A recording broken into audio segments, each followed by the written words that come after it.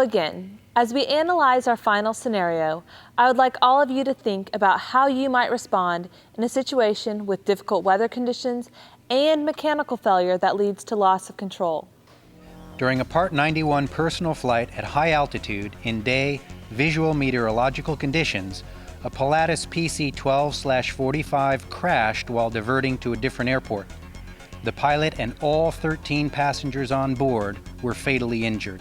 NTSB determined the probable cause of this accident as the pilot's failure to ensure that a fuel system icing inhibitor was added to the fuel prior to flying on the day of the accident, the pilot's failure to take appropriate remedial actions after a low fuel pressure state developed as a result of icing within the fuel system coupled with a lateral fuel imbalance, the pilot's failure to divert to a suitable airport before the fuel imbalance became extreme, and loss of control less than half a mile from the approach end of the runway as the pilot maneuvered the left-wing heavy aircraft. What a terrible accident. This obviously occurred with a larger, complex, single-engine aircraft that many pilots may consider someday transitioning up to. However, weather conditions, aeronautical decision-making, and the potential for loss of control are factors that affect us all in potentially every flight we fly. Let's see what might have been done differently. So, Steve, was there something that should have been done during pre-flight that was missed? Katrina, as a pilot myself, knowing the weather conditions and your aircraft's limitations are definitely part of the pre-flight. This includes being responsible for quality assurance of the aircraft you operate. Well, so from an aeronautical decision-making standpoint, what other external resources could a pilot bring to bear in a situation like this? Well, Katrina, first of all, you need to understand your aircraft's capability and certification for flight in known icing, or what to do for inadvertent flight into icing conditions for aircraft not certified to fly in ice.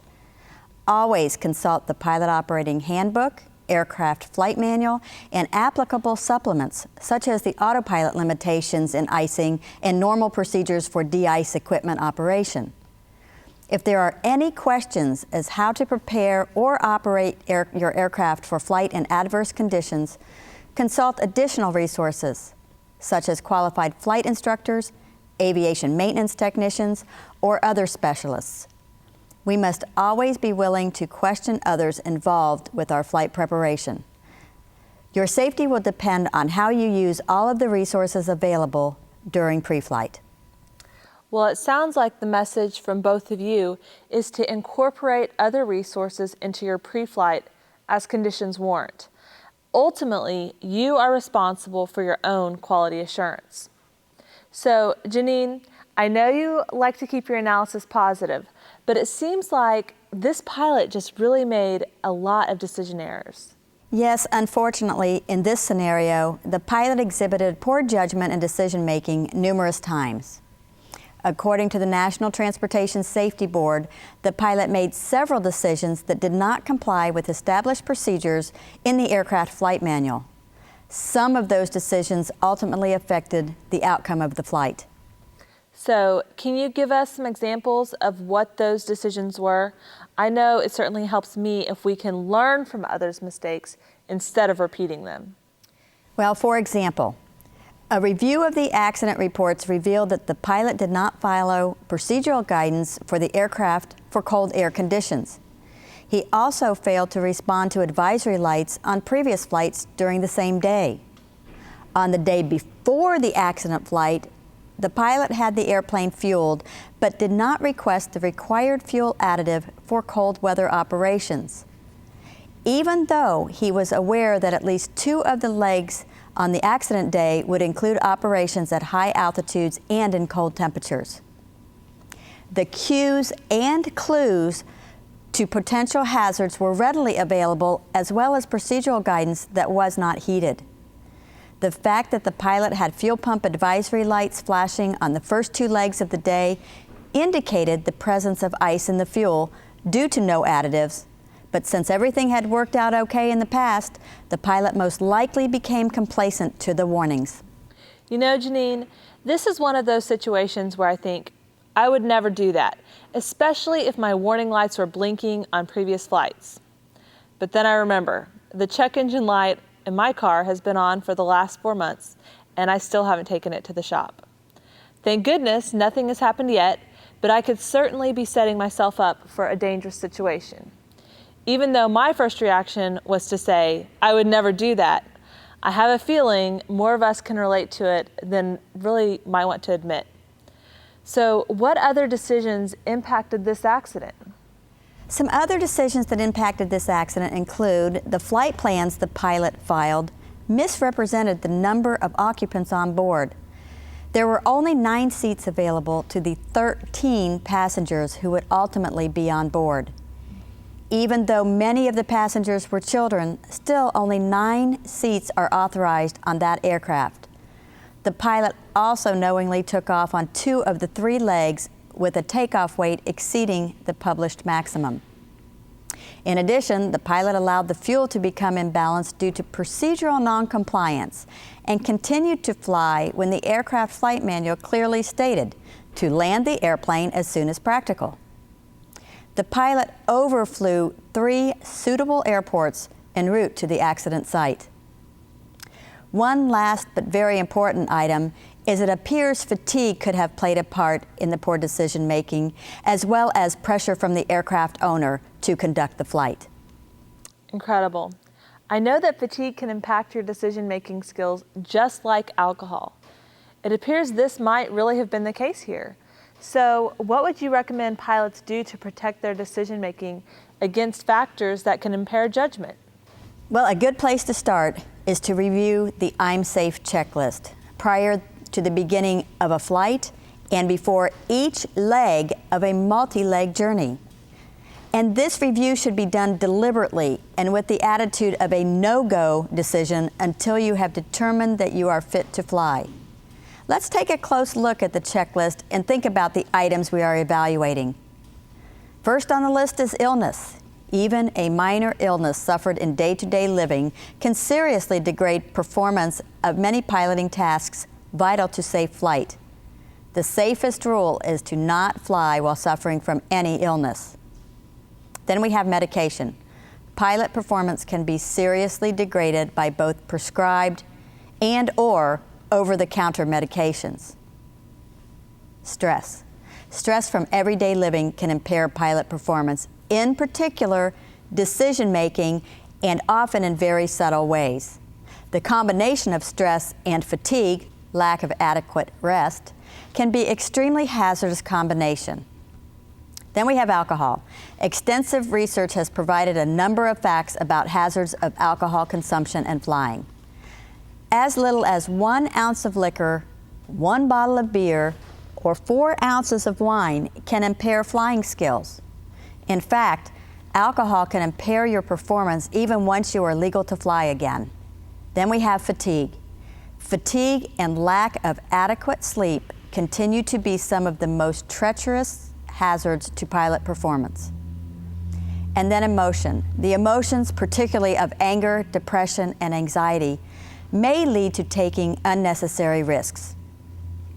It is clear that a number of these factors may have played a part in this scenario. Well, that's certainly advice we can all use. In this scenario, in particular, several red flags appear to have been ignored, or at the very least, trivialized until control of the aircraft was lost. So, Rich, what can you add about situations like this from a stick and rudder skills perspective? Well, flying is challenging enough when everything is going right. But as we become increasingly preoccupied with unusual or unplanned circumstances, our brains tend to become less and less aware of what our bodies are doing. When that happens, I've observed that pilots often become unaware that they are beginning to cross-control a turn, or that they are inadvertently pulling the elevator farther aft, or both. And when the brain starts to disconnect from the body reverts to instinctive movements. Unfortunately, those movements almost always are exacerbating when flying. Consider that whenever we operate an aircraft near its limits, whether those limits are weight and balance, fuel system related, environmental, or aerodynamic in nature, our margin for error is greatly reduced. When we're tucked well inside of the operating envelope, most aircraft tend to be somewhat tolerant of mishandling if we're distracted, having an off day, or not proficient. But when skirting the edges of the limits, we have got to be on our game because the margin between control and loss of control resulting from even the slightest mishandling is slim. Yeah, that's an excellent point, Rich. This is definitely a tragic scenario, but I think it shows us all how incidents and hazards can easily become accidents if you have not prepared for the unexpected. Each of us has a responsibility to ourselves, our passengers, and our families to do the right thing before the cumulative risks become overwhelming. With the resources these panelists have provided us today, I believe we can move towards that goal. Before we leave, let's get some final thoughts from our experts and set some actionable items that we can all begin to use before, during, and after our next flight. So Steve, you've talked a lot about pre-flight and taking it to the next level. What is the FAA's Advanced Pre-Flight Program all about? Katrina, every pilot knows how to perform the basic pre-flight actions for their aircraft. But based on the number of accidents and incidents we're seeing, there are additional questions pilots should ask before assuming their aircraft is airworthy. We want to conduct legal and safe pre-flights, and we think we have put together the resources to make that happen. Well, you've shared with us some examples of things you would do in advanced pre-flight. Where can our viewers get more information? The Advanced Pre-Flight Program will be available at an airport near you. To obtain information about upcoming programs, register on FAASafety.gov. And while you're there, consider signing up to participate in the online Wings and AMT program. Advanced Pre-Flight includes how to conduct a detailed records review and search for other safety-related data. You will learn how to apply the new knowledge using additional visual and hands-on techniques to your future pre-flight inspections. Remember, advanced pre-flight is not a replacement for your current checklist, it is an enhancement to its use. Attending the advanced pre-flight program will give you credit towards the FAA for both the aviation maintenance technician and the pilot wings proficiency program as well. Well, thanks for that information, Steve. I know many of us will be looking into this course. I, for one, do not want to be the victim of illegal but lethal pre-flight when materials are available out there that can prevent aircraft damage, personal injury, or even fatalities. So, Janine, you've talked about the 3 P's of aeronautical decision-making: perceive, process, and perform. I think that's easy enough that we all should be able to remember it. Did you have any other critical decision-making advice that we haven't covered today? Well, Katrina, we do want to remember that the 3P model is a loop process and includes evaluating the outcome of the perform step. Just because we went through the perceive, process, and perform and all was well, we need to continue to closely monitor the progress of our flight from the standpoint of ourselves, the aircraft, the environment, and any external pressures. Excellent. Now, Rich, we've gone over several loss of control scenarios here. What do you see are the most common loss of control situations that pilots need to be aware of? And where do pilots go to get training to avoid and recover from unusual attitudes? Common loss of control scenarios include stalls and spins while maneuvering, especially during traffic pattern operations. For example, skidding the base to final turn or the attempted turn back to the runway following an engine failure soon after takeoff. Also wake turbulence, botched maneuvers, and alternative strategies for controlling an aircraft when primary or secondary controls become inoperative. Although unusual attitude training will typically involve the use of aircraft approved for aerobatic flight, it is important for pilots to realize that this is not traditional aerobatic training. It's one thing to learn how to perform intentional loops and rolls with precision, but quite another to learn how to recover from unexpected departures from controlled flight. Context is critical, and for this type of training to be effective, it must be done in the context of typical accident scenarios. Otherwise, the training will lack relevance and will be of little value to the pilot. Thank you, Rich. I think you make an excellent point. It's good to know the loss of control issues we are most likely to encounter and what we need to do to be prepared.